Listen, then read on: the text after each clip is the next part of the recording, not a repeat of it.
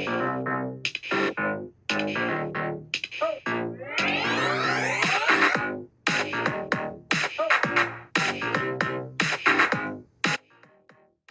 there, beautiful souls. I'm Colleen Lockoff. And I'm Meridee. And welcome to Spiritual Sisters with Sass, the podcast where two sisters with a passion for spirituality and a touch of sass come together to explore the exciting world of self-improvement.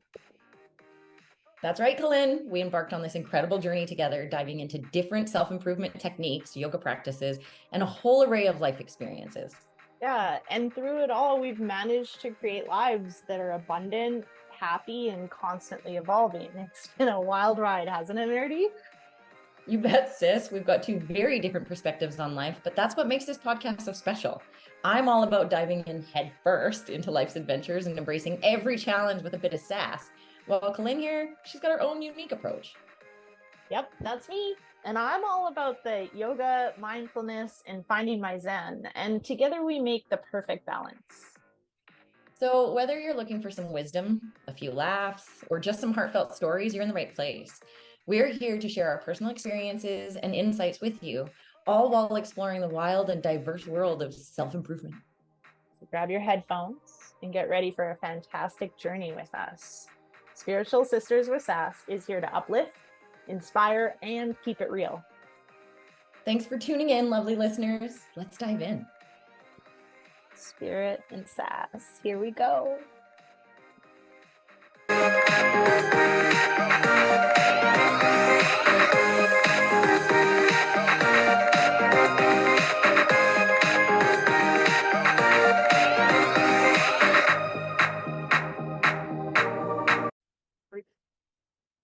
Okay. All right, everyone, welcome to today's podcast. I have a guest today. Lynn is busy doing another teacher training, and I have an incredibly beautiful guest with me named Eve. Eve is a nutritional coach. She's also a personal trainer. And today we're going to talk to you guys about hormone health. So this podcast, I'm going to say, is more for women than it is for men.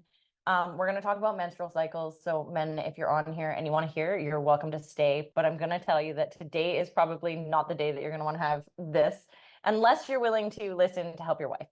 I'm actually going to sidebar that. Yes. If you're a man and you're interested in this, I would recommend that you get a little bit familiar with what happens with your partner's cycle, because Yes. it does dictate her mood. It dictates her energy levels. Yes. We are not small men. We have different requirements throughout the month. So Yes. the more familiar you are with that, the easier both of your guys' cohesive relationship Yes. is probably going to be. Yes. So I will give you guys a little bit more background on me. My name is Eve. I'm a nutritional coach. I've been working in the industry for about 8 years. I've really focused my full intent around hormone health for the past 6. So I work with a lot of perimenopause, menopause, just women that are trying to attain health goals throughout the year. And then I'm also certified as a pre and postnatal personal trainer. So kind of the health and wellness that goes along with right from getting pregnant, what kind of foods we need to incorporate, how we need to move our bodies, right through first, second, and third trimester, and then post-pregnancy, what the recovery of that looks like. So those are sort of my areas of specialty. So I wanted to come on here and talk with you guys a little bit about all of that. The other piece that plays into all of this is I used to really struggle with disordered eating. So Mary and I will probably go down that road. Yes, we're going to dig into some stuff with Eve here. So let's start the podcast by talking about the average woman and their calorie intake is the first thing I want to talk about, because that's going to lead us into our disordered eating conversation. And then we'll probably finish out the podcast with some information about the proper foods, the proper macros, meaning proteins, carbs, and fats, what that looks like in a diet, as well as we'll finish it out with some easy ways to figure out if you're eating enough food if you're not into tracking your food. Yeah. So let's start with someone like me who started my whole process thinking that I was eating more than enough food, thinking that I was healthy and felt great. And after getting so used to being in that place, because I also have disordered eating, my disordered eating was around the fact that when I was a kid, we we grew up broke. We had no money. Yeah. And when we had an abundance of food, the abundance of food was having Mr. Noodles in the house. Yeah. Okay. So we would eat Mr. Noodles for like breakfast, lunch, and dinner. When dad needed a car part, we would eat pancakes for a week for breakfast, lunch, and dinner. And at that point, even craft dinner was too expensive for us. Yeah. And so we didn't, and our eating was very, like the timing of our eating was terrible because both of our parents were entrepreneurs. So we would eat at 9 o'clock at night. My sister and I would come home from school and start eating at 3 o'clock in the afternoon. And then when I started working with some people about my eating, I realized, wow, starting eating at 3 p.m. is not a good thing. No. And then tracking and realizing that I'm eating anywhere between 900 and 1100 calories in a day. When even I started talking, how old would you be if you're eating 1100? Oh, like 8 to 10. You're a child. That's enough for a child. Yeah. Yeah. So, I want to rewind that a little bit. Most women tend to undereat, but you said a lot of really valuable information there. We all have a very individual relationship to food. It's not something that's talked about in our culture, but food, we are raised around it. We all, some of us came from a place of not having a lot. Yeah. Some of us came from a place of having an abundance.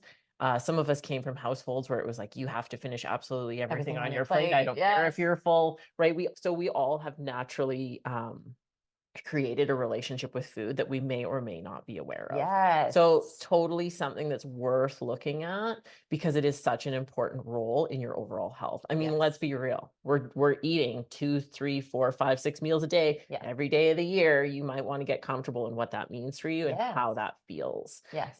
For some people, food can cause a lot of anxiety. A lot of us have a lot of triggers around food. It can be certain foods. It can be triggering and feeling like, oh my gosh, if I eat this, I'm going to gain weight. If I eat this, I'm not going to feel good. And obviously we want to gear you towards foods that are going to make you feel good. But I would really encourage the listeners to take a look at what your relationship is to food. And if you're feeling like there's a stick point there, like if there's something that doesn't feel good, where you get that feeling, right? Resistance is what I call it. Resistance. I would really encourage your listeners to just take a look at that.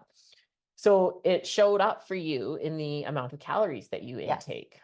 Across the board, most women tend to live in a pretty deep deficit. So when I say deficit, essentially you're not eating an adequate amount of calories to sustain your body. Yeah. It's quite common. So yours came from a place of childhood trauma. Yes. Okay. Yes. So we've got that understanding where it comes from. So now how do we move through it? Yes. So the first piece is education. How much am I actually supposed to be eating? Yes. So, just talking to Mare, I understand kind of what her lifestyle looks like. I understand what her overall health is. She needs to probably be around at least 2,000 calories a day. And so before we get too far into that, one of the things that people will look up is your base metabolic rate.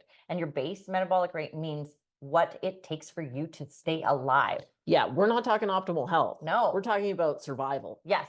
And now mine, if you put it into the various ones on the internet, Google this stuff, and you put it in, it says I should be around 1,800 calories. But then you need to add to that the different contributions that I put in that. Yeah. So I'm a super active person. I have a sitting job, but I also move around a lot. I go to the gym 5 days a week, and those are pretty active workouts. Yeah.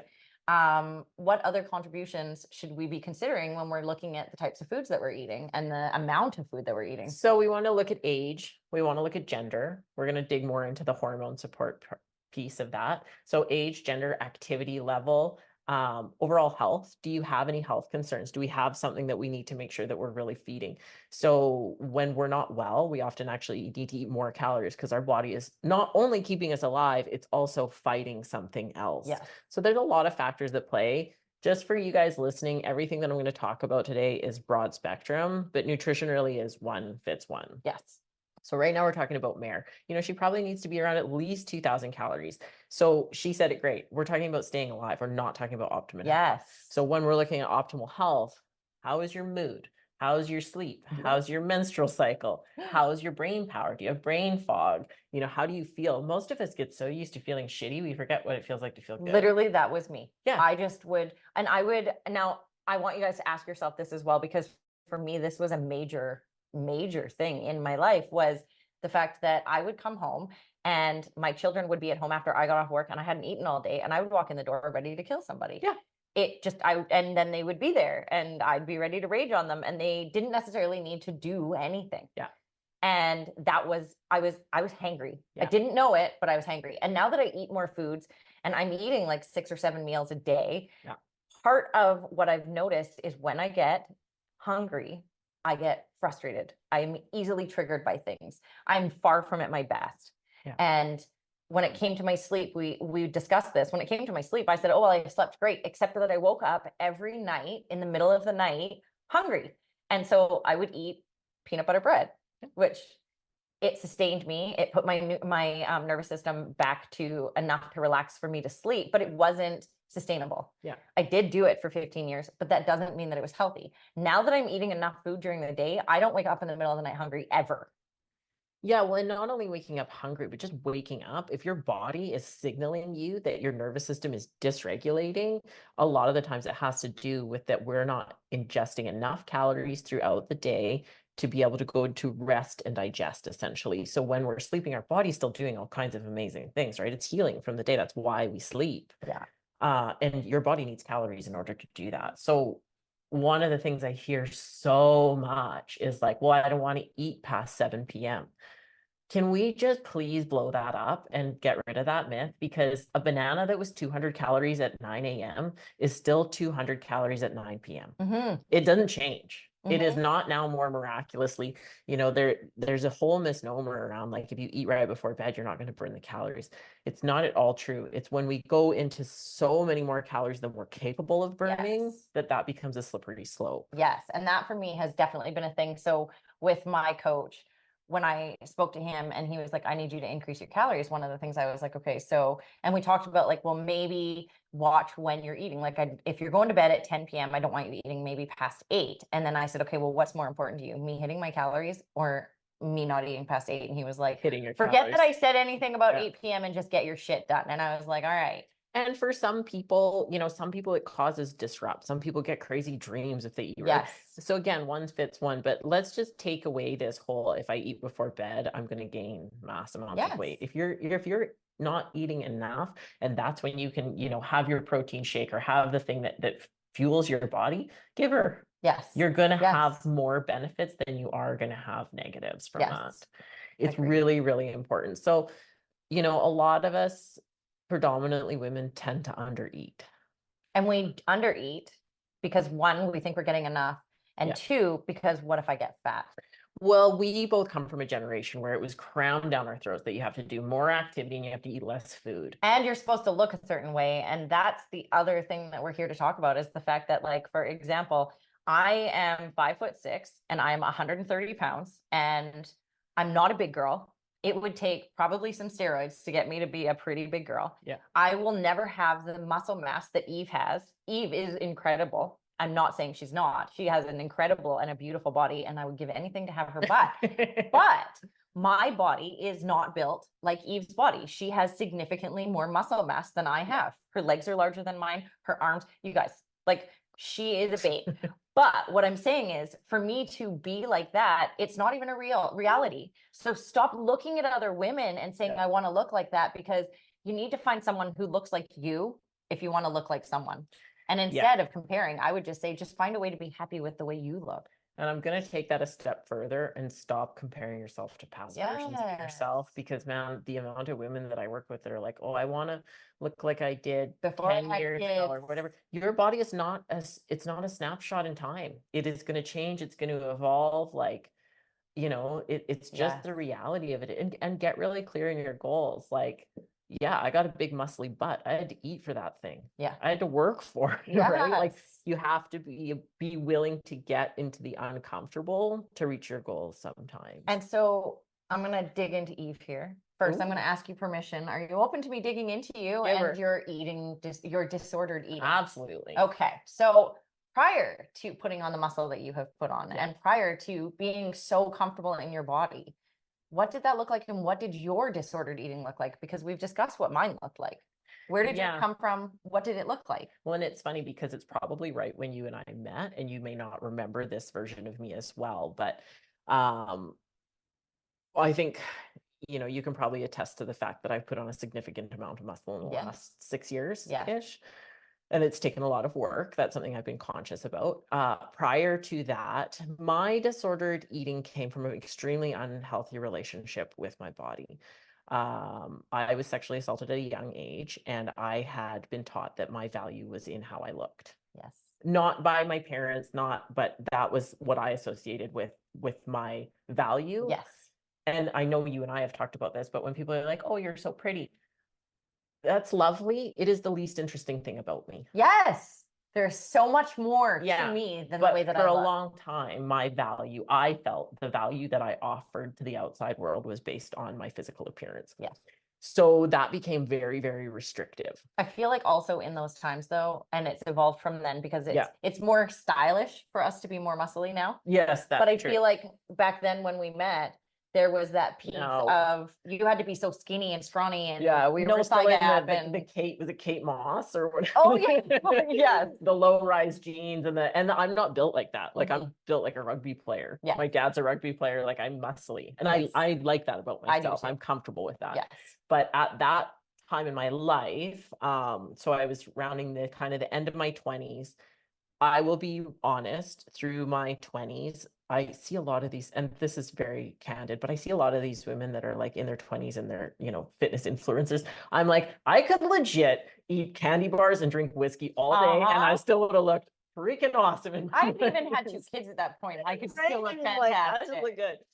So as I was kind of ending that, my hormones were shifting and my body was shifting, and I was noticing that my physical appearance was shifting, and I got really, really restrictive around eating. So this was right when I started in the gym. I didn't start working out till I was almost 30. Yep. I started in the gym and I got really hyper focused on calorie intake. I wasn't tracking, but I didn't understand the healthy way to do this.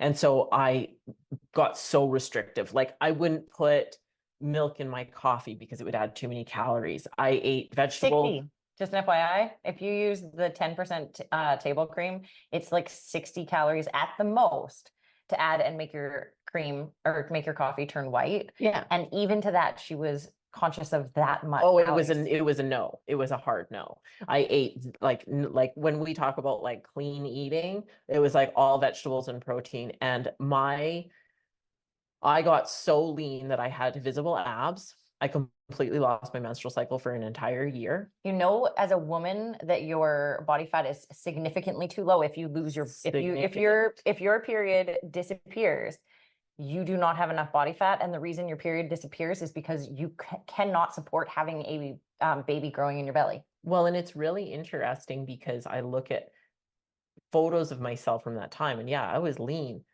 but I didn't have any muscle. Like I didn't look the way that how I feel comfortable in my skin. Or the way that we thought we looked in the time. Yeah. So I really struggled with this for probably 2 years. I up and down, and it took me a lot of work and a lot of knowledge and understanding. So, I got into doing this as a job because I was like, I want to help women not do that and still be able to achieve their goals. This is a thing. We don't have to starve ourselves to achieve our goals. Yes. Like we do not have to. I still have well, I'm not gonna say visible abs, but like no, you do. You have lines. She's got lines. And I eat.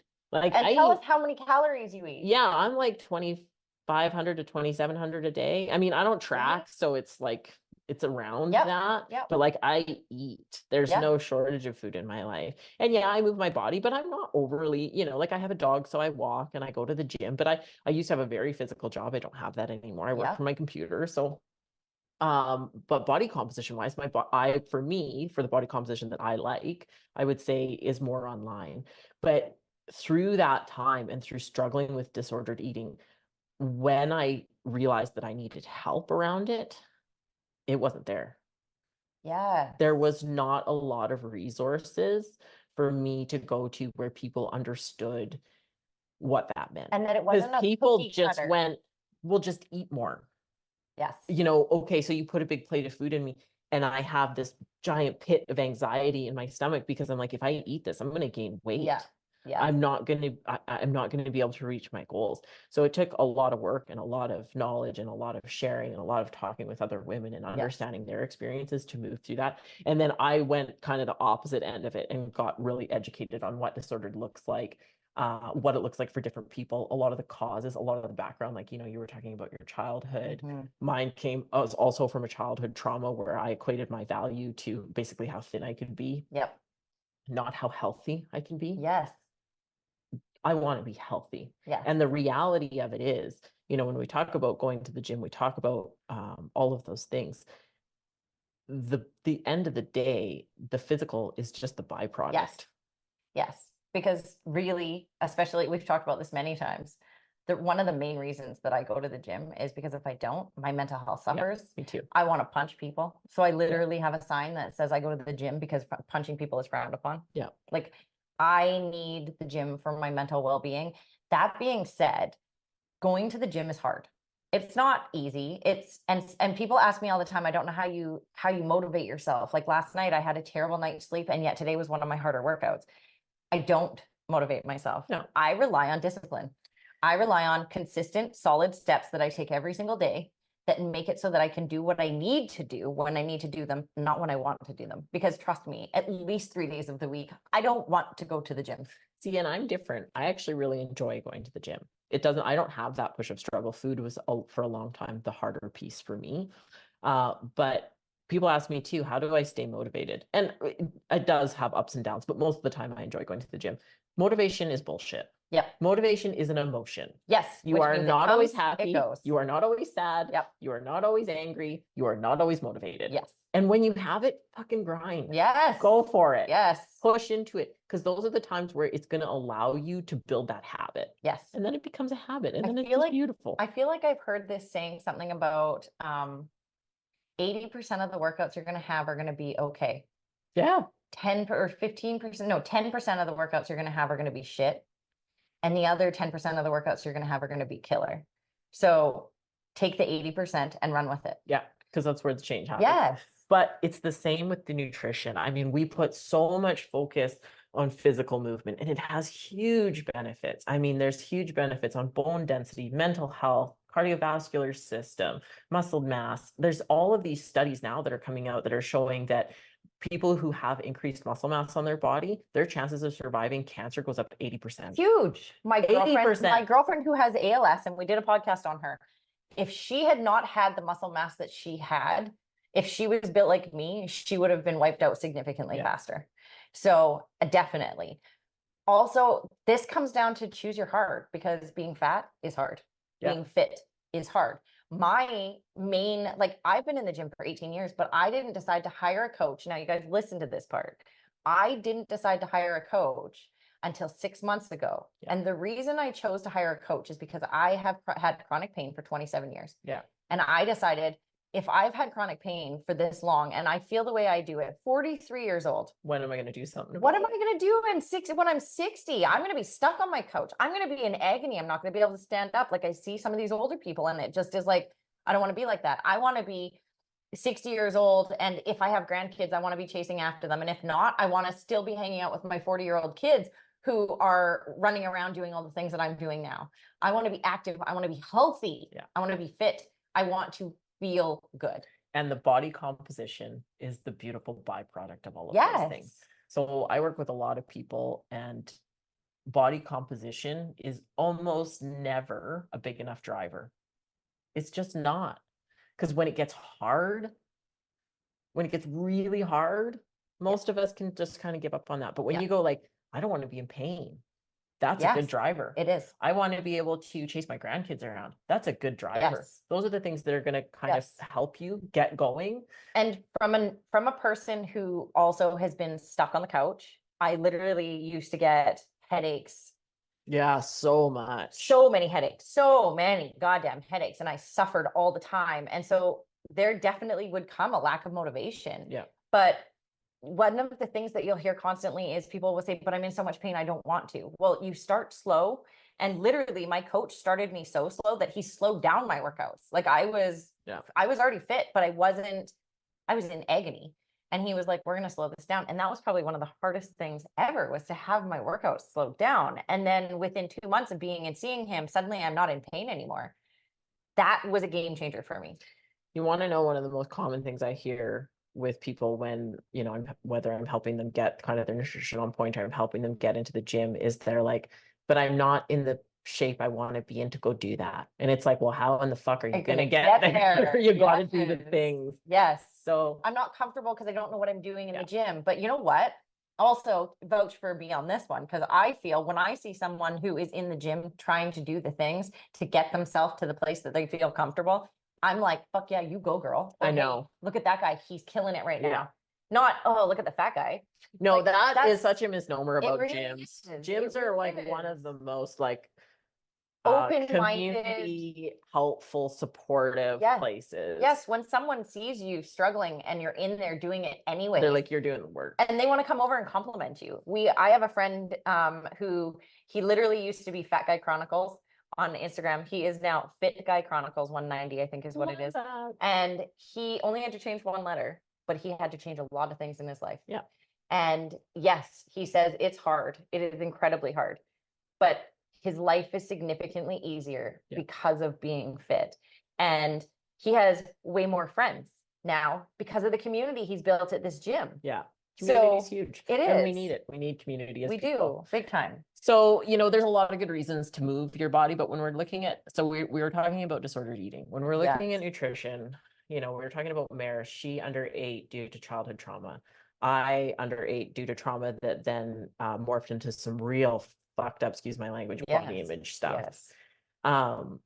And like I said, I really struggled for a long time. It took me almost 3 years to completely regulate my menstruals. Like a lot of the people don't know this about me. I have hypothyroid. Yes. So I actually have like a tumor that's growing on my thyroid. It's non-cancerous. They can't remove it because they would have to remove the full gland, but therefore I don't produce enough of the hormone. Yes. Which in turn can make it very easy for me to gain weight if I'm not doing the things. Yes. Right. So these were all kind of intertwined, but you know what made that flare up was me under eating so chronically for so long. Yeah. So because it's an autoimmune, my body was attacking itself because it was just in constant fight or flight, starvation. Holy shit, we're going down mode. Yes. So, I essentially totally fucked up my own body. Yeah. And I've spent years recovering, and I've spent years doing the things that I've needed to do to get where I'm at now. And that's why it's a huge passion of mine to educate other women so that A, they don't do all the stupid shit that I did, or B, if they have done it, that's okay. That we can pull you out. It's okay. Mm-hmm. It's not, it's never going to happen. It's totally doable. Yeah. It's totally doable. And so let's get into that. How and what are some of the foods that are going to support our periods? Okay. What are some of the like, give us some symptoms, for example, of your hormones and how you can tell a little bit just off of that. So let's just look at the overview first. So Mare, was chronically undereating. I was chronically undereating. Whenever we're talking about calories, we're going to talk about the 3 macronutrients. So proteins, fats, and carbohydrates. Absolutely everything you eat is made up of either one of these things or a combination of 2 or all 3. Yeah. So for example, a chicken breast, predominantly protein, negligible amount of fat. Slice of bread, probably 100% carbohydrate, unless it might have a little bit of fat in there. Or if it's like Ezekiel bread, it might have a bit of protein, just to give you guys some examples. Yeah. So we need to make sure that we're eating an adequate amount of all 3 of those things. Protein is going to help with its muscle mass, tissue growth, hair, nails, skin. All of those things are created through protein. So making sure you're consuming enough, super important. Women especially tend to not consume enough. Yes. And like, let's be real. None of us are like, I'm really craving a chicken breast. It's like, I'm really craving a bag of chips. I want a chicken breast. But so, making sure that you're having that. Carbohydrates, your main source of energy. And then fats are your main supporter of your hormones and brain function. So some signs and symptoms of not eating enough. So when we're looking at hormone function, if you are having very irregular cycle, so when I say irregular, I don't necessarily mean outside of that 28 to 32 days. I mean, like, are you having extreme cramping? Are you bleeding so much that it is like, I can't leave the house? Are you feeling absolutely irritable and completely can't move through it. You're going to get your period once a month. Yep. For, a good portion of your life.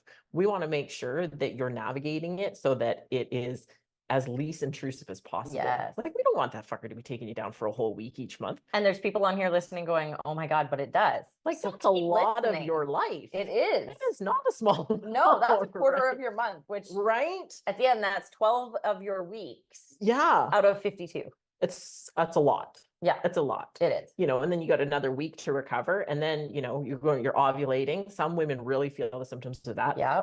Okay. So irregular hormone cycle, making sure that you're eating enough fats. Mary and I both come from a generation where we were told fats will make you fat. Yeah. And it is such bullshit. I mean, it depends on the fats. So that's the other piece of it. If will. you're going to go to McDonald's and eat those fats, those are not healthy fats. So, but that's also because fats are high in calories. So, if you look at eating a pear, so it's like the size of the palm of your hand versus a palm of your hands of a handful of cashews. That handful of cashews is going to have a lot more calories.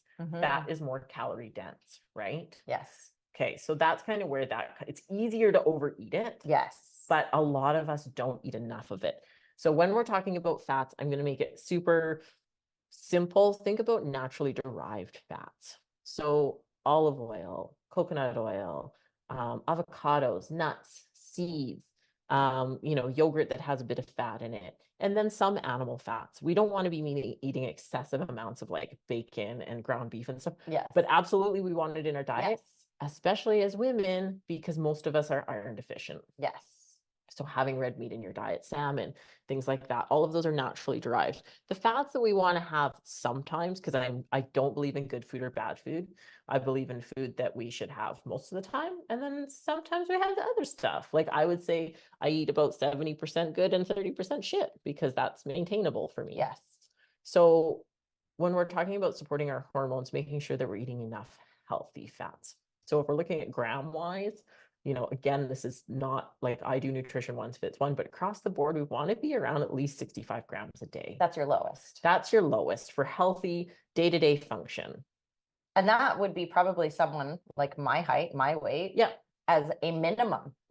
We want 65 grams for someone who's 5'6", 130 pounds. Yeah, exactly. Yeah. When I'm working with athletes, if they're going into a deficit, so they need to lean out for a purpose, we can pull you lower. But I have symptoms that I'll watch for. And if it's like something starts to dysregulate, I know, and we're increasing that right away because I am not going to risk messing up your ability to have children in 5 years. Yes. And that's something we see a lot. Like Mary and I have both been going to the gym I've been going to the gym for about 8 years. I've been going for about 18. And how many women have you seen where they go like, oh shit. Yeah. I starved myself for 15 years and now I'm having trouble getting pregnant. Yeah. Yeah. Definitely. Scary. Yes. Scary. So when we're talking about overall hormone health, eating enough and also making sure you're eating enough healthy fats. Yes. Very important. Yes. If you're comfortable to track, it's a really great way to just get an idea of where you are. There's a free app called MyFitnessPal. Yep. It's a bit of a pain in the ass to use for the first few times, yep. But most of us are creature of habit. We eat the same thing day yep. in, day out. So once you have your food in there, it's pretty easy. Yeah. If that's triggering for you. For me, it can be very triggering because I've struggled with disordered eating. I can feel obsessive around it. Yes. So I don't track anymore. I have in my life. I have a very solid idea of what I need. Every once in a while, I might check in just to make sure, yep. but it's not something. And when I work with clients, it's the same thing. I'm like, I want you to do this because I want you to learn, and then I want you to let it go. Yeah. Because you want to be tracking when you're 80? No, I don't. Not even a little bit. No. Not even a little bit. And the other thing that I see is in working with people is we have a tendency as we start to see results to get hyper focused. Yes. Like, we've got Christmas coming up. I'm telling all of my clients, don't you dare track on Christmas. Yes. You live in the moment. You be present with your family. You eat the food you want to eat. It is not going to make a difference. Yes. The time between Christmas and New Year's doesn't count. The time between New Year's and Christmas, that's where you're going to see change. Yes. Right? Yes. That week, give her. Enjoy your life. Yeah. Be with the ones you love. And can we also just talk about the fact that 3,500 calories will put on 1 pound of fat? Ish. Yeah, that's such a hard one for me to break down because it's so person dependent. I mean, yes. But when we're talking about like overeating. Yeah. You need to eat in order to put on, like, some people, yeah, you can put on extra, you can put on a couple pounds over this period of time, but a lot of that's going to be water because you're taking in more sugar and more salt. Inflammation. Like, there's significant Yeah. things that are factors in this. You're not putting on fat, Yeah. and you're not putting in 5 pounds of fat in a couple days. And don't step on the scale on January 1st. Crap. Don't do that to No, yourself. no. Just get rid of that thing. It's a Yeah. piece of plastic that lives on your bathroom floor. If it's dictating your mood, chuck it out. Yeah, big time. It should not control anything in Yeah. your life. Inflammation.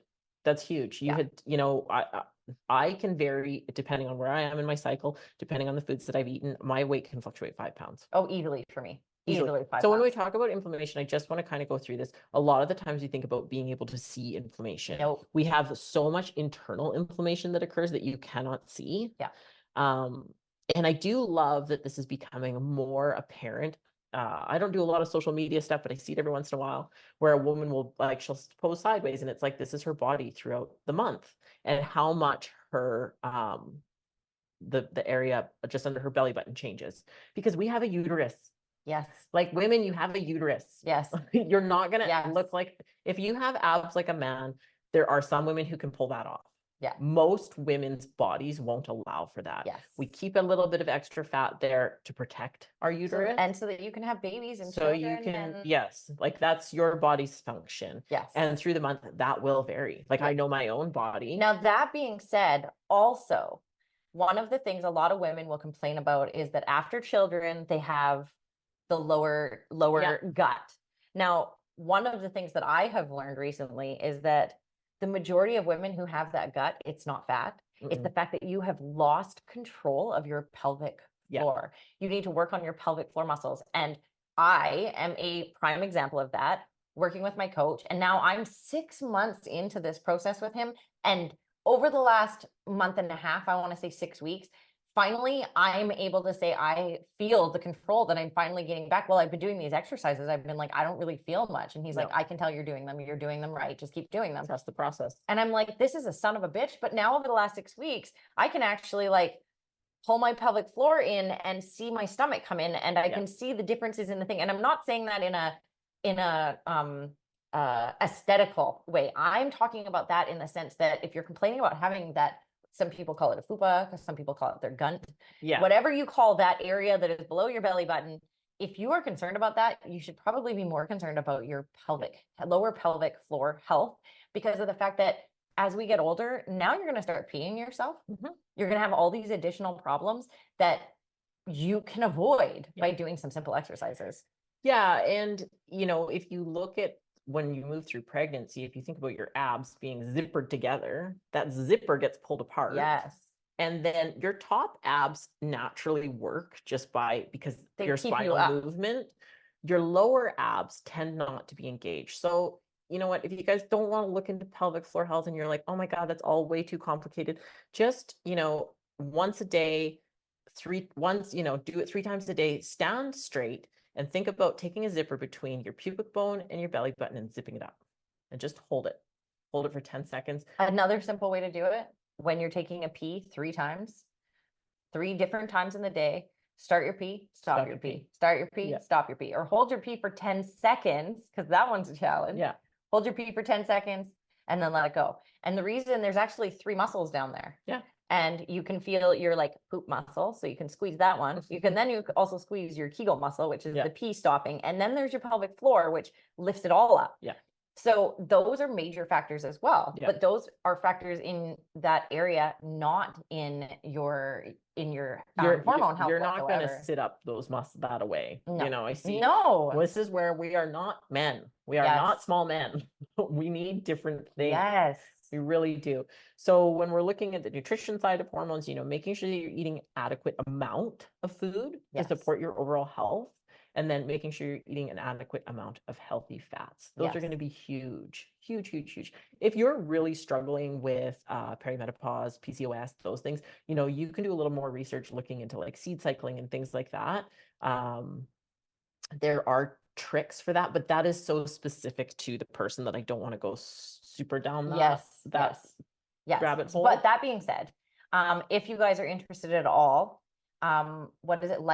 and Yeah, it's Vine. Life and Vine /wellness. lifeandvine.com/wellness is one of the best ways to get a hold of Eve. She doesn't do a lot of social media stuff. So if you're looking to talk to her about these things, hit her up on her website, send her an email, and have a conversation with her about what that looks like for you. Yeah, you guys emailing me too, everidler.coaching@gmail.com. I'm not great on social. It's not my jam. I'm a very private person. Yeah. Just how I am. Yes. And the fact that she's on here today, I'm just gonna say thank you again. I appreciate it. I'm really passionate about this stuff. And I think, when we had talked about talking around disordered eating, it's so important for me to get the message out there that women are not alone and that you can still accomplish your goals. And look fantastic. I'm living proof of it. Yes. I've done it. Yes. And I've worked with a lot of women through the years who have done it.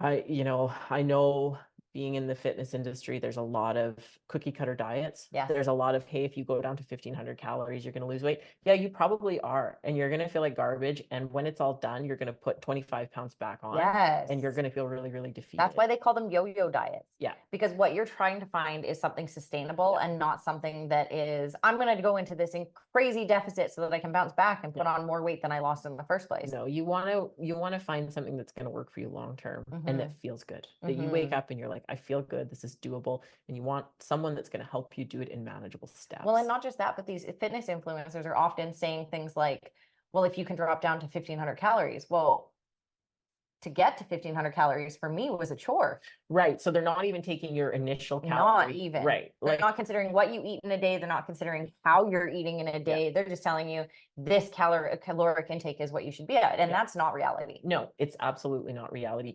Whenever I work with someone, the first thing that I have them do is I have them track for 3 to 7 days, because then I can see exactly where they are. Yes. And the types of foods they're eating so that you can then work around the foods that they like. Yeah, exactly. Because the reality is that if you want something sustainable, I need something that's going to be something I enjoy eating. Can you imagine I came to you and I was like, you have to eat. So, this is part of my eating disorder. This is what I ate. Cabbage with chicken, boiled chicken and mustard.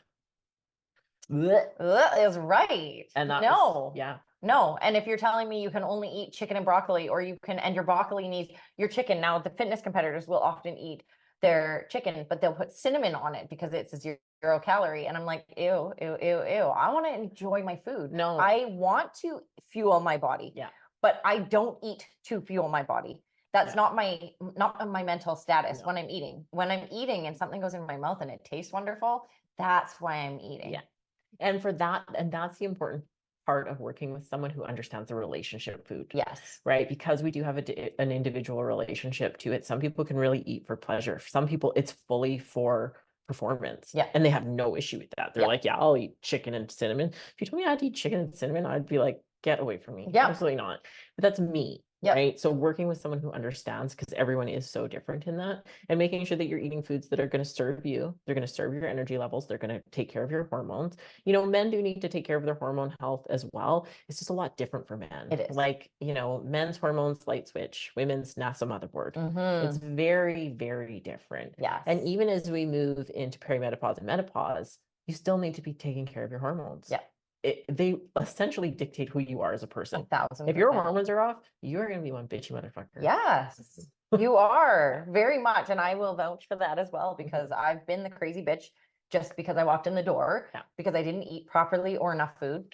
Yeah. And I can talk a little bit more to this too. So one of the other things that I did when I was really in the throes of my disordered eating was I completely tanked my progesterone level, like to the point that when I did get tested, my doctor was like, I don't know how you're getting out of bed. Like, you're at a negative, like you're not. And so for someone who was 30 and should have adequate amounts of estrogen, testosterone, progesterone, all of those things should be just like chugging right along. Yeah. I was in the like non-existent. Yes. And now disordered eating can show up in many different ways. Absolutely. It can show up in the ways that I didn't eat enough, not because I was consciously not eating enough, because it wasn't about that. It was because of my trauma. Eve showed up in a completely different way, where she wanted to she focused too much on it. Bulimia, where you is it bulimia? Yeah. Where you overeat and then you binge and purge. Yeah. These are all different ways that we can move through these things. And yet, if we become conscious and aware of what we're doing and why we're doing it, we can then start to choose how to change those things. So having a healthy relationship with food. Are you eating when you're hungry? Are you feeling like you're restricting yourself? Are you able to go to family functions and enjoy the food that's there? Or go on a date and not order a salad. I will tell you, I am not the girl who's going to go on a date I'm and gonna eat a crush a salad. burger. Yeah, I'm going to eat a burger. I'm I'm gonna going eat a to eat a burger. bowl of pasta. I'm going to Yeah. eat whatever. The other day I was eating chicken strips. Yeah. Oh, one of my faves. Right? I would just encourage people that, like, if you're showing up in front of meals, whatever they are, if it's causing anxiety, then it's probably worth looking at. Yes. You know, if it's causing hyper focus, it's probably worth looking at. For some people, it's overeating. Yes. Some people are extreme emotional eaters, so they'll Yes. either eat like crazy when they're stressed, or they won't eat at all. I'm the girl who can't eat when I'm stressed. Now, that being said, the reason that we go through these phases as well is a couple of reasons. One, endorphins. Yeah. Foods go into your stomach and there's a gut-brain connection, and that gut-brain connection tells your body how to feel. Second, if you believe in energy meridians, which is acupuncture based, the energy meridian for stress is the same energy meridian for your stomach. Yeah. And so they run on parallel, and they run side by side and on the same spot. And so when I get stressed, I don't want to eat. Not a great idea, because then your brain has brain fog, and then you're not feeling very good. And now you're stressed and you're not functioning well. So I will make myself try to eat, but also if I'm having those moments, I also am the type of person who's going to work on the stress. So I know that, okay, if I can't eat right now, that's okay. I'm going to make up for it later. It is what it is. But also I need to be aware. And you just said the thing. If I can't eat right now, that's okay. Yes. There isn't the hyper focus there. There isn't a, oh my God, this is going to screw everything up. I have to do this.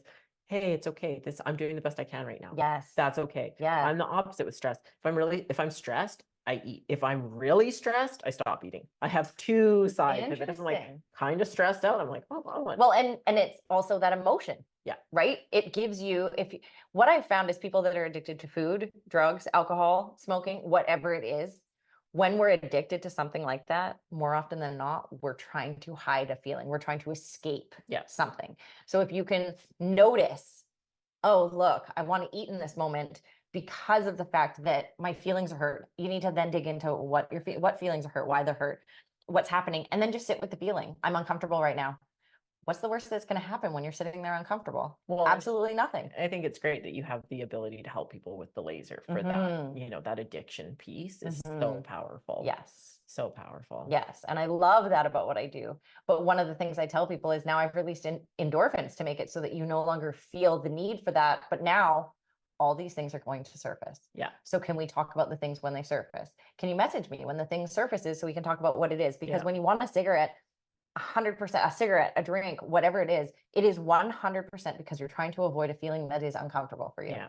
And that's the same thing as working with a coach when we're talking about nutrition. You know, whoever you guys work with, make sure you're working with someone, if you choose to work with a coach, who has the space, the time, and the ability to say, like, hey, I noticed that things have been really off for like a week. Are you okay? Yes. Are you okay? Yes. Because maybe you're not. And that's okay. It's okay to not be okay. And it's okay to move. Life isn't linear. We don't just like, oh, I'm doing this now and that's just what I'm going to do. Yes. If we do that for the most part, and then things fall off, and then we get back up and things fall off, we get back, you're right. It happens, but it's okay to work with someone who understands that up and down and understands how to support you through that without going, oh, you messed it up.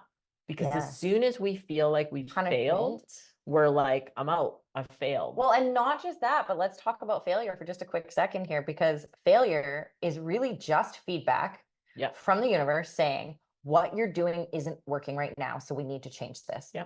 I jump into a lot of things feet first. Let's go. Let's do it right now. Yeah, Mary's all feet first. I literally am. I'm like, let's just do this, especially because if I'm uncomfortable, I just want to get it over with. Yeah. Right. I feel like a lot of us are like this. So for me, when I'm feeling really uncomfortable, I'm like, okay, let's just do it because it's the only way I'm going to find out. We can sit here and analyze things for like hours and hours and hours and then step out. And none of the things that you analyzed came to fruition when you step into it. Yeah. So for me, I do jump in feet first, and I jump in feet first because I want to find out what the reality is in front of me. And I can't keep making that up in my own head. So I jump in feet first. And then when I fail, I go, okay, so this didn't work.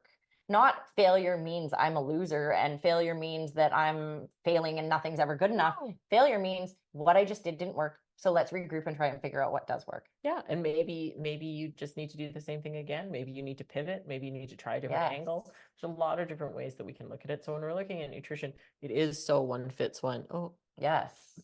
So that's about it for us today in our call. I want to thank all of you guys for coming and listening to this one. And thank you, Eve, for stepping out of your comfort zone. Thank you for having me. I really appreciate it. And again, if you guys listen to this, you want to connect with me, Eve Ridler, EVERIDLER.coaching@gmail.com. Or the website. It's just lifeandvine/wellness. Okay. And it's lifeandvine.com/wellness. So yeah, you guys, thank you for joining us. And thank you, Eve. And I appreciate you guys for listening, and wait for our next podcast next week, guys. Bye, guys. Bye.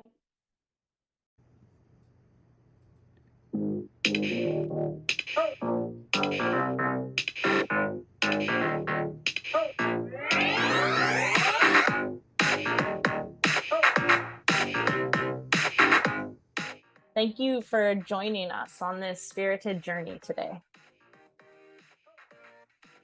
We hope you enjoyed diving into the world of self-improvement with us. Two sisters who found their own unique paths. Remember, life is a tapestry of experiences, and it's how we embrace them that makes all the difference. So whether you're on your yoga mat, exploring mindfulness, or simply navigating life's twists and turns, always keep that spirit and sass alive. We are Colin and Meridee Lockoff, and we're here to remind you that happiness and abundance are within reach. Stay connected with us on social media and keep those questions and stories coming. We love hearing from you. Until next time, beautiful souls, keep doing the work, keep sharing your experiences, and keep living a life that's authentically you. And never forget to add a little extra sass to your day. Spirit and sass, always.